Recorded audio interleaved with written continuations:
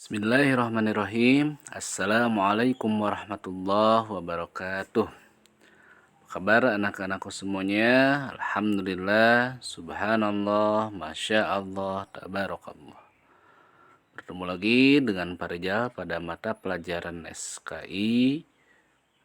Insyaallah untuk pertemuan hari ini kita akan membahas pelajaran 3 atau bab 3, yaitu masih seputar Wali Songo. Diantaranya yang akan dibahas adalah Sunan Giri, ya. Langsung saja. Yang pertama mengenai biografi dari Sunan Giri, ya. Yang pertama, Sunan Giri ini lahir di Blambangan tahun 1442 Masehi. Berikutnya, nama ayah dari Sunan Giri adalah Maulana Ishak, saudara kandung Sunan Gresik.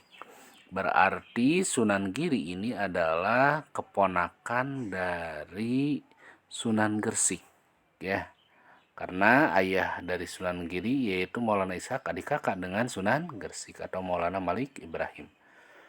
Berikutnya beberapa nama Sunan Giri, diantaranya ada yang memanggil Raden Paku, Raden Ainul Yakin, dan Jaka Samudra. Sunan Giri merupakan murid dan menantu dari Sunan Ampel, ya. Murid Sunan Ampel kemudian ditikahkan dengan salah satu putri dari Sunan Ampel, maka posisi Sunan Giri selain murid adalah menantu dari Sunan Ampel. Latar belakang dakwah Sunan Giri adalah yang pertama, Sunan Giri ini menimba ilmu di Ampel Denta, Surabaya, ya, kepada Sunan Ampel, karena Sunan Giri itu muridnya Sunan Ampel. Sunan Ampel berada di Ampel Denta, Surabaya. Kemudian usia 16 tahun Sunan Giri diperintahkan untuk menimba ilmu ke negeri Pasai, yaitu Aceh, ya, negeri Pasai itu, ke ayah kandungnya sendiri yaitu Syekh Maulana Ishak. Berikutnya, setelah 3 tahun di Pasai, Sunan Giri kembali ke Pulau Jawa, ya, kembali ke Pulau Jawa. Dan Maulana Ishak, ayah dari Sunan Giri, berikut guru dari Sunan Giri, memberikan sebuah bungkusan kain putih berisi tanah.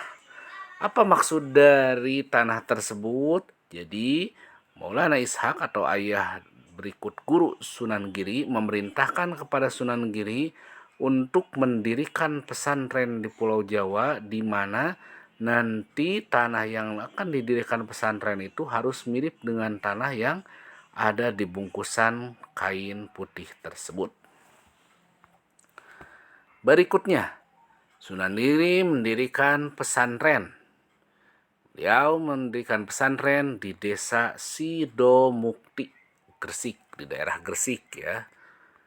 Selanjutnya, karena berada di dataran tinggi atau gunung, maka dinamakanlah pesantren Giri.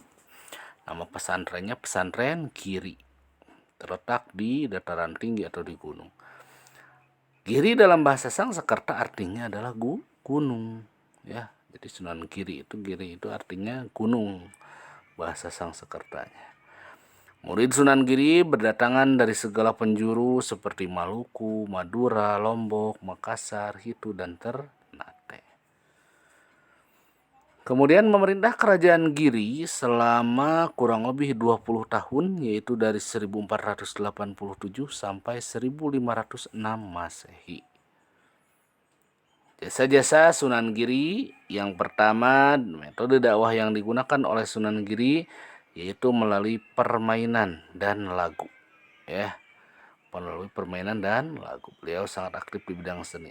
Di dalam permainan dan lagu tersebut terdapat pesan-pesan ajaran Islam, tidak lagu sembarangan, ya, tetapi terdapat pesan-pesan ajaran Islam.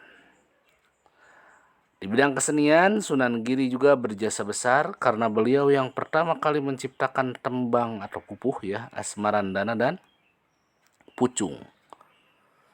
Sunan Giri menciptakan dolanan. Dolanan itu tadi adalah permainan anak-anak bernapaskan Islam, di antaranya jamuran, gendi parit, cublak-cublak suang, ilir-ilir, jitungan, dan delikan.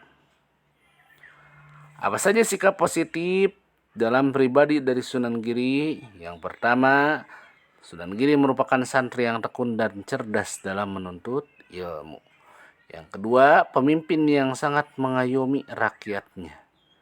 Ketiga, bijak dalam berdakwah. Kemudian yang keempat, seniman kreatif. Ya, itu sikap-sikap positif yang dimiliki oleh Sunan Giri. Untuk pertemuan hari ini dicukupkan sekian. Kita akhiri dengan bacaan hamdalah sama-sama. Alhamdulillahirabbil alamin. Akhirul kalam. Wassalamualaikum warahmatullahi wabarakatuh.